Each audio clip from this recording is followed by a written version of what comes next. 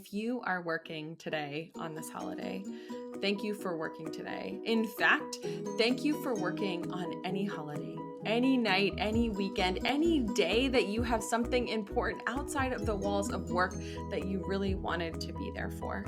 Thank you for making that sacrifice of your time and of the memories that you could be making with your family to be there for someone who needs you to care for them today. Welcome to The PA is In, the show created by PAs for PAs, where codependency with your supervising physician is a thing of the past, optimal team practice is the future, and physician associate has taken the place of physician assistant as the professional title of choice. I'm Tracy Bingaman, and I'm obsessed with redefining what success as a PA looks like and what it feels like. Here you'll find the mindset shifts, systems, and processes I use to escape healthcare burnout and integrate my work into my life. Work-life balance is a myth, and an integrated life where you thrive professionally, not a balancing act, is the goal here. My mission is to help you to grow into a unicorn PA who loves their job, has abundant energy, time to spare, and work-optional financial freedom. The PA is in. That time of the year again. Thanksgiving is upon us, and with the holiday that, at least in the US, comes with celebrating and sharing gratitude, comes an episode of The PA is In, all about cultivating gratitude in our lives and why cultivating gratitude matters at all. Working in healthcare is stressful and it can feel all-consuming. It can also be incredibly hard to work within a system that wasn't designed for ease of use for patients or to promote the health and wellness of those of us providing care to those patients. Today on The PA is In, I'm sharing 7 strategies for cultivating gratitude in your everyday life. Here's how to integrate a gratitude practice into your life and as a part of your medical practice. I know you've got turkey in the oven, so I'm going to move pretty quickly through these suggestions. But as you listen, I want you to consider grabbing a pen and paper. Trust me, you're going to want to jot these down because studies show that when we write something down in our own handwriting on paper, on purpose, it changes the way that we remember and execute those things. Okay, here we go. The PA is in gratitude edition. So before I share with you these 7 ways to cultivate gratitude in your life, you may be asking yourself, does expressing and cultivating gratitude even matter? Just because there is a national holiday that marks a day of giving thanks, does it really mean that we should be leaning into being grateful? Well, here's the thing about gratitude. It's going to help you in so many ways. In fact, practicing gratitude leads to better physical and mental health. It leads to stronger relationships and increased resilience. You feel better about yourself and about your life when gratitude is a part of that life. And when you're expressing gratitude, you feel more satisfied and in who you have in your life. Being grateful has been associated with less stress and a greater ability to regulate your own emotions effectively. Ultimately, gratitude improves your quality of life because just like quality of life matters to our patients, it matters to us as well.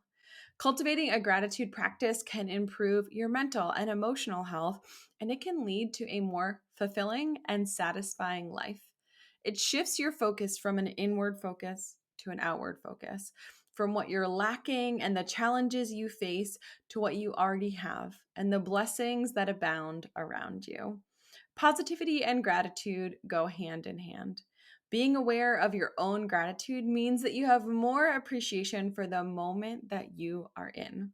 So now that I've reminded you why gratitude matters, let's get to the practical part of this episode.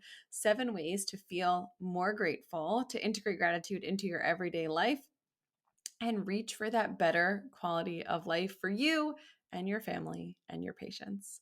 First up, a gratitude journal. I've shared this before in other episodes about gratitude and my morning routine.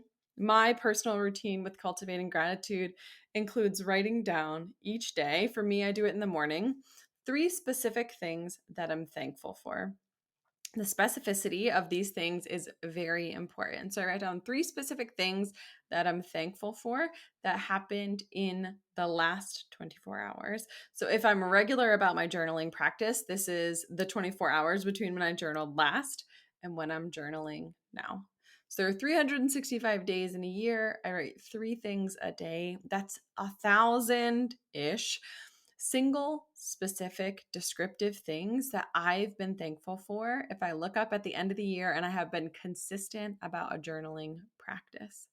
So even when work and life feel busy and full and stressful, this gratitude journaling practice has helped me to seek out positivity. I truly believe that it has made me hopeful and has helped me to look for things to be grateful for on a regular basis. Trust me, give it a try for the next 30 days. It will change the way that you see interactions with patients and colleagues and those that you love in your personal life. It will make you look for these things to be grateful for in the midst of all of the challenges and struggles that come along with everyday life and working in healthcare. Next up, volunteer or give back to your community. Now, you can do this inside of healthcare, doing things like a mission trip or volunteering at a local free clinic, or step outside the bounds of your role in healthcare and give back to your community in another way. When we do this, we love to involve our kiddos, if at all possible and safe and reasonable, when we are doing these types of activities or community outreach. Whether it's volunteering time or collecting donations, these experiences have had such a positive impact on our kids, specifically our younger kids, who I think are a little more impressionable than our older ones. Our kids don't have a lot of hardship, which is not lost on me how much inherent privilege our kids have because of where we live and who they are and the community that we are a part of. But for them and for Dan and I, it's important to remember those who are not in such a similar situation. These opportunities to give back to our community fosters a sense of belonging, and it also reminds us of the things that we have to be grateful for in our day-to-day lives. The next one is to share your gratitude by saying thank you. A simple thank you goes a long way. Whether it's to your partner, your kids, your colleagues, making sure that you verbally express your thanks is so important. Don't forget to thank your support staff. Everyone from environmental services and the team that cleans your offices and turns over your rooms to the nurses, CNAs, and MAs who support you in being able to take care of your patients. Do not forget people like the front desk and the back end administrators in your group. Taking time to say a specific thank you for them, for appreciating both those people for who they are and also for their contribution and the work that they do is so important. There are lots and lots of people working to help you take great care of your patients, and sometimes those jobs are often thankless. Also, don't forget to thank your patients. There are a lot of providers they could be seeing, and taking time to thank those patients for trusting you with their care helps to deepen your relationship with them. Next up, mindfulness.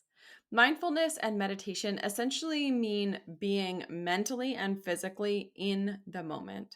Instead of spending your time and energy worrying about the future and things that haven't happened yet or replaying the past, mindfulness is simply being present in the current moment. Small moments of mindfulness incorporated in your day to day activities can help you bring back your mind to the present.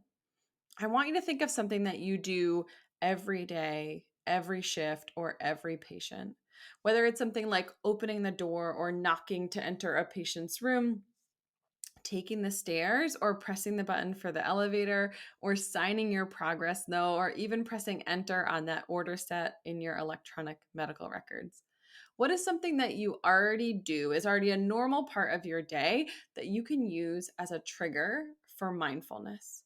That when your hand touches that doorknob or presses the elevator button or signs those orders, that you center yourself in the current moment, on the current problem, the current patient, the thing that you are focusing on, and remember why you are there. That can center you and help to eliminate distractions It sounds like something that takes time, but it honestly could improve your efficiency. And it also is going to help your patients to feel more seen and more heard, and for you to feel less scattered as you go throughout the day. The next thing that you can do to increase your gratitude is to have self compassion. So here's the thing about being a person who works in healthcare: we don't always get it right. Mistakes happen, patient interactions are hard, and we mess things up all the time. We forget to be grateful for things because we're too busy doing things like documenting and saving lives, because we are deep in the throes of covering for a colleague who is out on leave, because we are overwhelmed by the number of patients and tasks and results in our in basket. Show yourself some grace and some self-compassion during difficult moments. Try to treat yourself inside of your own mind the way that you would treat a colleague who was coming to you with a problem. And that will help to change that negative talk inside your head. We often speak to ourselves in a way that we would never speak to a colleague. So if you find that you're speaking to yourself in a way that's largely negative or really mean or demeaning, acknowledge that, let it go, and try to speak to yourself in a way that's positive and compassionate. It's really, really important for you to recognize and acknowledge your own dedication to medicine and the resilience of your patients and colleagues. Self compassion goes a long way, and also extending that grace to those who are around you as you are coming up on a stressful, busy season in a stressful, busy vocation. Next up, don't forget to breathe. In fact, I want you to take a deep breath right now. Breathe in deeply and breathe out slowly. You can try box breathing, which is like breathing along the four sides of a box. So you inhale for 4, hold your breath for 4 seconds, exhale for 4, and hold for 4 before you repeat. You can do that walking to a room. You can do that sort of incorporating it into your day. And just try taking a deep breath in and a long, slow exhale. Can help to tell your nervous system everything's fine. We don't need to panic. No one is coding right now. And to bring you kind of back to a centering space. You can do these breathing tactics throughout the day. So this is not something you have to stop your day in order to try. You do it while you're washing your hands, while you're walking to a patient room, or when you're signing your note. Just because your breathing is normally regulated by your autonomic nervous system and something that we don't have to focus on doesn't mean that it should be on autopilot throughout the day. Bringing knowledge and awareness to and taking back control of your breath is a really important part of sort of recentering yourself and feeling grateful for the actual breath in your lungs at any given time. Next up, to increase your gratitude and to really cultivate gratitude as a part of your everyday life, working to intentionally deepen your connection with your patients. In your interactions with patients, take time to ask them about more than their pain, their cough, their prostate symptoms, or their presenting complaint. That deep personal connection gives you such a richness, and it is truly the reason that we went into medicine in the first place. Those patients that have trusted us with their care are people. We want to take good care of them. It is almost always the reason that we chose healthcare as our career path. So, taking that time and being intentional about learning about our patients' lives and asking them to share their stories and their experiences helps us to appreciate the opportunity to be a part of their lives in the role of healthcare provider and confidant and even a little bit of a friend. All of these things to say that practicing gratitude doesn't have to be super time consuming. It shouldn't feel like a burden or just another thing on your to-do list. I want you to think back on these things that we have shared and choose a couple of strategies from this list to employ in the coming days, weeks, and months. So there you have it. 7 ways that you can increase and implement gratitude in your life. As for me, on this day when we celebrate gratitude and practice that gratefulness, I want to share that I am so incredibly grateful for you. The amazing thing about PAs is that we get to belong to this incredible community.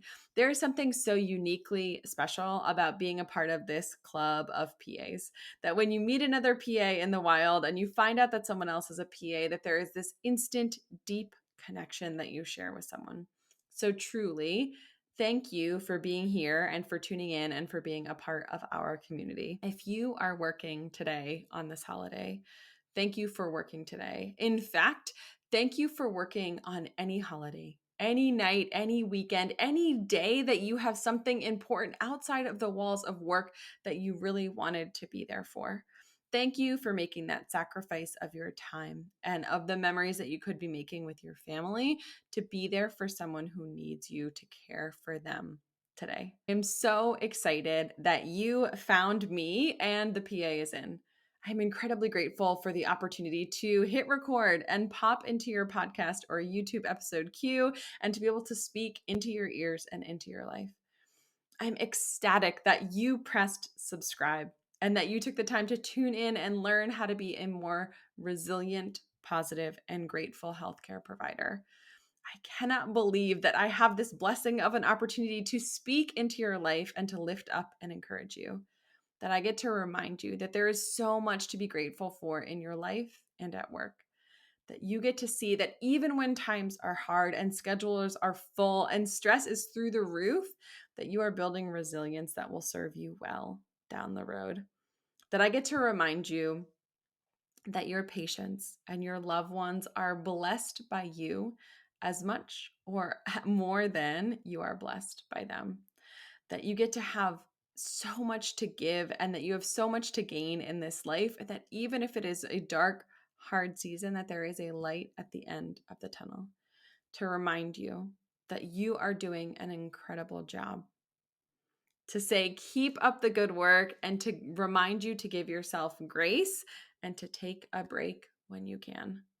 I am so honored to be in this position to share my love and gratitude to you and to this community. Be well and keep up being grateful. That is all for today. This PA is out. I will see you next time. Congratulations. You've just joined an awesome club. By listening to a full episode of The PA is In, you are officially on the Unicorn PA team. Welcome aboard. What most team members do is they subscribe to the podcast because that allows them to automatically get the latest episode of the show. The life of your dreams exists on the other side of taking action. Keep making small shifts and keep getting better.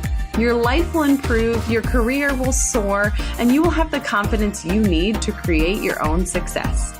I will see you in the next episode. This PA is out.